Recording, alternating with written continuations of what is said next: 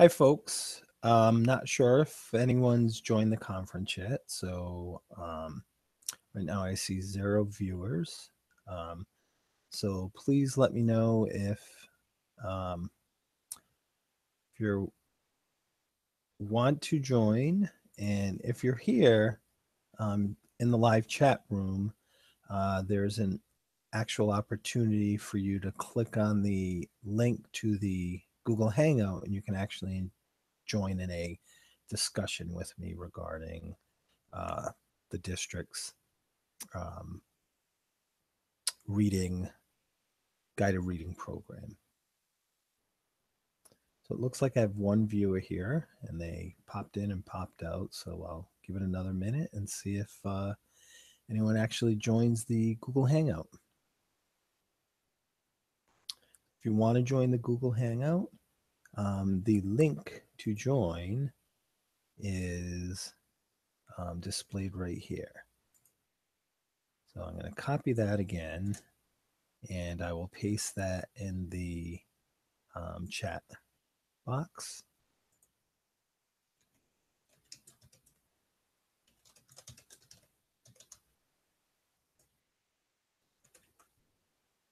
And again, you can just click on the link and it'll add you right to the actual Google Hangout.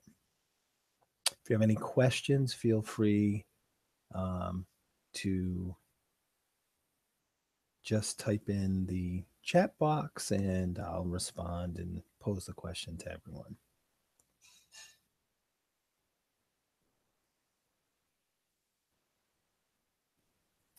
So I will share my screen and jump into the presentation, and we'll go from there.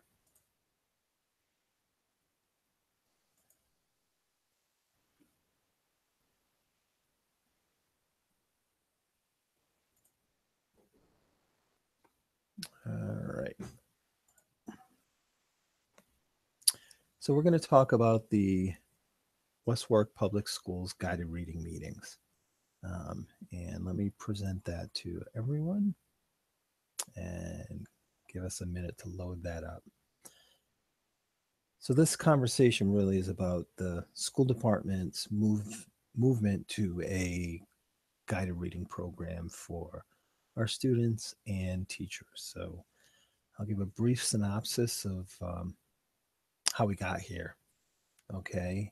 So, there's a historical context to this conversation. And one of the things that we've encountered is the fact that we had an awful lot of conversations last year about fitting it all in. And teachers across the district were involved in this discussion in terms of how do we actually fit in all of the things that we need to do for our students and get it done in an appropriate amount of time. We also felt like there needed to be a conversation in terms of the cohesiveness and the connected services for intervention purposes for our students. So we were providing intervention, but we noticed that the services were not always cohesive. They weren't always connected, and in fact caused a lot of disruption in the day-to-day instructional process in classrooms. And the last thing that we found out was that there were significant discrepancies in time allotted to subject areas. So we saw across the district that, there was some classrooms that were teaching math for 60 minutes, and then other classrooms were teaching math for 25 minutes or 30 minutes. We actually found instances where teachers reported that they weren't teaching writing according to the minutes in their schedule each day. So all of that caused us to really think about how our structure created conflict. And you can see that there are, these two arrows pointing in opposite directions. And it really wasn't uncommon for teachers in grades K-4 to have up to 5 reading groups in their classrooms. So when we think about guided reading instruction, it typically takes a teacher to get through a guided reading lesson in 20 to 30 minutes. So our schedule allots 60 minutes of time for guided reading groups. So if you look at 5 reading groups times 30 minutes, we're looking at uh, an awful lot of time that goes well beyond the 60 minutes of reading group instructional time. So we were causing teachers to decide between meeting the needs of their students in the 5 different reading groups or adhering to the number of minutes allotted to each subject area. And that really had a lot of impact in terms of this conflict. So we were also finding that there were teachers that were changing their schedule as many as 3 times a year to accommodate providing related services to students in their classroom. So, whether it was an interruption because of the reading intervention services or because of additional services for students that became eligible for IEP services in a resource setting, we really found that teachers were having to really reconfigure their schedule multiple times in a school year. Um, and we also saw that there were issues regarding fitting all the pieces together, like getting all of those things to kind of mesh, right? And our goal in our school district is to provide our students with the best possible structures, ensuring academic, social, and emotional success for our students. And we really want not only our students to be successful, but our teachers to be successful. So we knew that the structures that we had in place weren't really allowing for that to happen. So when we took a step back, we also found that we made a lot of investments in our social studies and science curricula because they're concrete, they're hands-on, they're experiential learning, right? And we don't do that because we just love social studies and science. We do that because those activities allow all students, whether they have ELL services, special education services, um, they're at risk in some manner. It allows all students the opportunity and the access to learning in a very concrete, experiential way. We also do this because we know that it's the right thing to do in terms of language acquisition. A lot of our work is based on the tenets of Lev Vygotsky and the idea that students acquire language through a social interaction and through social development. So we know a lot of our students come to us with a vocabulary deficit. They have this huge deficit regarding vocabulary, and we can't meet their needs through direct instruction in terms of guided reading. What we have to do is provide them with rich experiences where kids are flying drones, or they're using probes to do weather work, or they're using science probes to test the um, the water quality in their ecosystem. Those activities allow students to develop rich vocabulary. They actually develop tremendous experiences. They socialize their intelligence, and those things help us make gains in fluency and comprehension. So it's always really been about increased language acquisition. That's what we're trying to do with our students here. We're trying to have those experiences directly impact what happens during their reading and writing experiences in the classroom, because we know that kids can't write if they don't write about what they know and care about. They can't connect their reading to things unless they have experiences to do that. So all of these pieces end up fitting together. So in thinking about that, we started the discussion at Wakefield Hills Elementary School.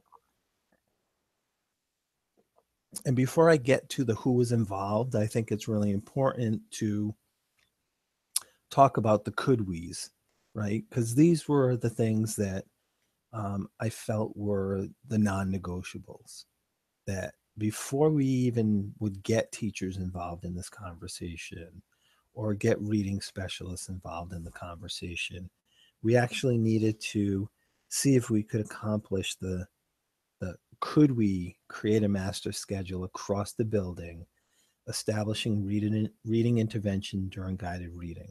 Like, could we do that? And could we do it in one grade? And then could we do it in all of the grades within a school building? Could we reduce the number of reading groups teachers would see during guided reading? So a few slides back, I talked about, there are many instances where teachers had up to 5 reading groups. Well, that in itself is a structural problem in what we're asking teachers to do. So we needed to reduce the number of reading groups that teachers would see during guided reading time. Those groups needed to be more homogeneously grouped in targeted instruction. We needed to be able to identify where the student's zone of proximal development was and target instruction to meet that. And then we needed to continue to service a significant number of students that were reading below reading level.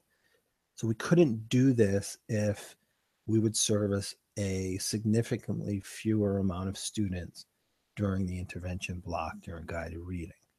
And so once we were able to establish that each one of those things could take place, we actually got really purposeful and worked with the principal at Wakefield Hills Elementary School. We worked with a grade level of teachers.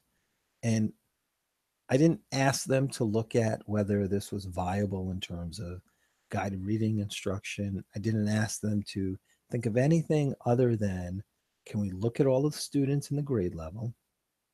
Can we review the data that we had regarding these students? And could we create the groups necessary to implement the could we's on the right? And so we really spent a lot of time talking to those teachers regarding each of those issues and creating groups that we could actually work with during our guided reading time. And then I was involved in that conversation as well as Pat Delfonso. We included Pat in the discussion once we were felt more confident with the could we's, right? We didn't want to start an entire conversation and then get to the point and say, well, it really doesn't seem like we're able to address any of the major issues that we wanted to talk about with folks. So once we could do those things, we actually started to build a master schedule. And we've already seen some changes regarding that. So we went from from just thinking about guided reading groups to beginning to include read aloud in that program. So we needed to actually connect what took place in guided reading groups to the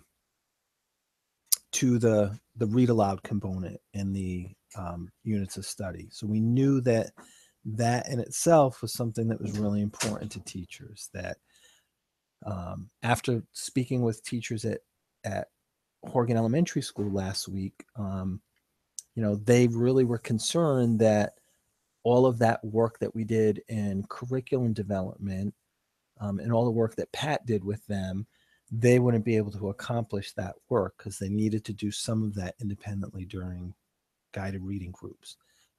So we actually went through and reworked all of the schedules and found out that we could basically match or align students together for the read aloud and guided reading groups. So in most instances, guided reading groups expanded from 50 minutes to 65 to 70 minutes. There are very few groups that said they wanted to expand writing within that time frame as well, and sometimes we were able to accommodate them. So in this instance, this is kind of what we moved to from over here on the left, looking at just guiding groups separately, to including that that curriculum component regarding the master schedule. So we were able to kind of address that across the board. And then we really wanted to look at how we group students. So in this over here on the left, initially we grouped the students and really cut down the number of reading groups in a classroom. So you can see that there's a level E that's being serviced by the reading specialists each day, and then level M, N, and O here. So it brings the number of groups significantly smaller for the classroom teacher, so they can include M and N's together or N and O's together, and really make it 2 reading groups here. So that's 3 reading groups during that guided reading time, which is that sweet spot we were looking towards. Um, and teachers were really concerned about the number of students that were kind of getting shuffled around. So you can see, like, these are all of the students in Cook's class that she would be teaching during guided reading time, and only 1, 2, 3, 4 students remained in her classroom, and the rest would leave. So what we really ended up doing is we ended up looking at all of the student placement, and really ended up coming down to saying most of Cook's class stays with her now. She gets 1 student from Gonzalez's class that joins her class, and 4 students end up leaving her class and going to another placement. So we really reduced the amount of movement at each grade level. And so this conversation still can happen with principals over the next few days to make sure that we have the right groupings available for our students. This cannot be something that's done without the explicit conversation with the building level principal. So if you're in Wakefield Hills, you need to talk to Leah. If you're at Horgan, you need to talk to Nicole. And if you're at Greenbush, you need to talk to Derek. You need to include that conversation with them before we shuffle kids around. So that's really some of the major changes that we've even made this week in terms of addressing some of the concerns and needs that teachers have talked about just over the last few days. And I can assure you that as a school district, we'll continue the discussion, right? And we'll assess the progress that we're making over the next 8 to 12 weeks together. That we expect that this will be a continuous conversation throughout this school year to try to ensure that we're doing the best thing for our students as well as the adults who are servicing them. So, we'll continue this conversation about what's working, what's not working. Are there obstacles that need to be cleared out of the way? Do we have needs regarding professional development that we need to talk about? What are the resource needs that we have? So all of those things are part of that conversation that your principals and myself, Karen, Keith will all engage in over the next months to come. So not only in the direct, next few weeks, but in the next months to come. Again, I want to remind everyone that you can either join the video call using the link that you'll see on the YouTube page, or you can just ask a question where it says write something, and I'll see your question pop up. And we still know that we have issues to address regarding this. We need to talk about report cards and grading. Like, how are we going to handle that? What are parent-teacher conferences going to look like? And there are still some safety concerns that some folks have. I'm not going to pretend that I have all of the answers to each one of those areas. We definitely have some thinking around those issues. I really think we want to engage teachers in more of a problem-solving, brainstorming kind of strategy regarding these issues, because we may find that there are multiple answers to each one of these. And I think we want to give teachers an opportunity to voice some of their own concerns and possible solutions regarding each one of these issues. So I really wanted to kind of go over a historical context and excuse me, and talk to folks about, you know, the thoughtful planning that's taken place regarding each one of these issues, because we've spent an awful lot of time thinking about student groups as well as the master schedule, and we continue to revise each one of those pieces to try to address some of the specific needs and concerns that teachers have brought up to us. Um, so really what I wanted to do was give folks an opportunity to ask questions and answer any of the questions that you might have concerning this. So I'm really looking to see if you can post any questions you want, or, um, if you'd like to, you can join in the Google Hangout and actually verbalize your questions. So that Google Hangout link you'll find in the chat area. So I'm going to stop presenting right now and see if we have any of the folks who are viewing want to ask a question.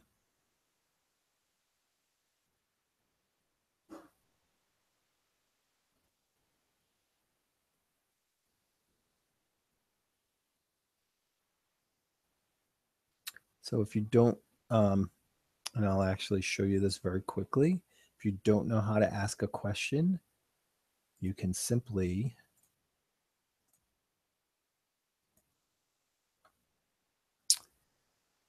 look over at the live chat area here, and you can just write in your question here and it'll be posted to me. Or you can actually click on this link and actually join the video call so you can speak to me directly. So I'm going to stop sharing that. And give folks one other opportunity to ask a question. I'll also very, very quickly go over some of what we've done regarding the revised schedule and the protocol for discussing this with the building level principal in your building. So let me share my screen again.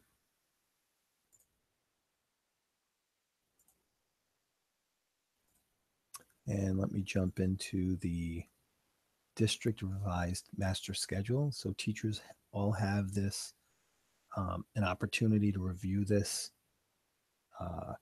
schedule.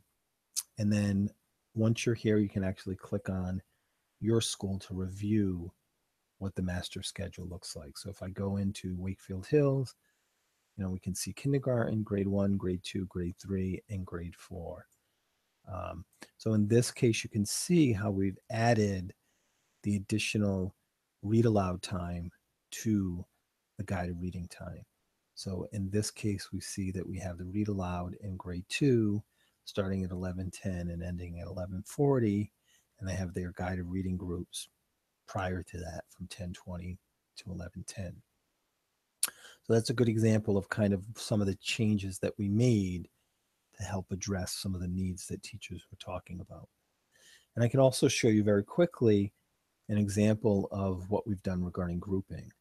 So what we've done is we've gone through and I've scrubbed out the student names, but you can see that in this case, these are the students that will be serviced by Arenz and Reby, right? And they have 3 students moving from their classroom to other classrooms. You'll also notice that they have a very small amount of students. They have students who are C, D, E, and F, and then N and M students. So we anticipate that this group of students will be in one reading group, and we've actually think that these will represent 2 different reading groups here. And the reading specialist is in that classroom for the entire 60-minute block. There's the classroom teacher in there as well as the special educator in there. So each teacher will actually be able to work with a very small group of students. And we anticipate that once the students get direct instruction from the reading specialist, that the classroom teacher or the special educator will be able to really assist students in practicing reading at their instructional level and or independent level, and giving students a lot of time to wrestle with the act of reading at their instructional or independent reading level. Um, you can also see that in this example here, um, Jen has still retains most of her students.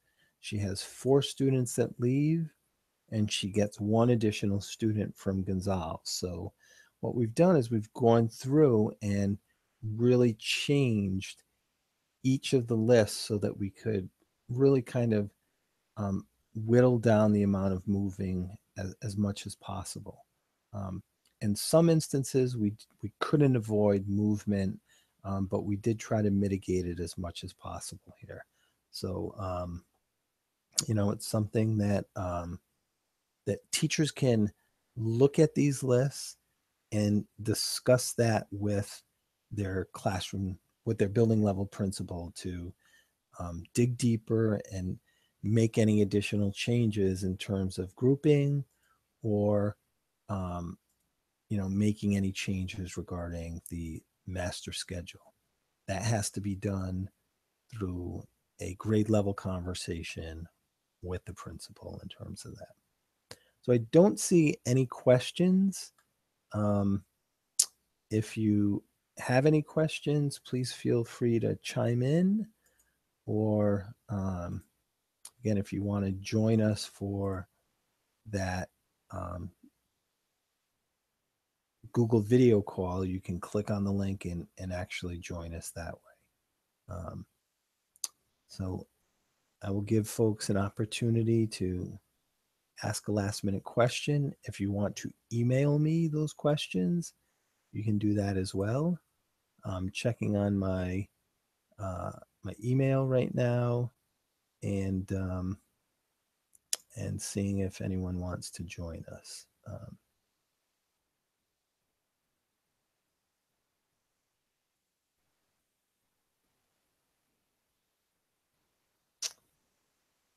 All right. I don't see any questions here in the chat window. So I am going to um, end this video call. If you want to connect, shoot me an email and I'll try to give you a direct Google Hangout call. So I appreciate everyone who's watching, and hopefully you found this to be valuable and offer you some additional points of clarification, or um, you gained a little better understanding as well. So thank you, and hope everyone has a great night.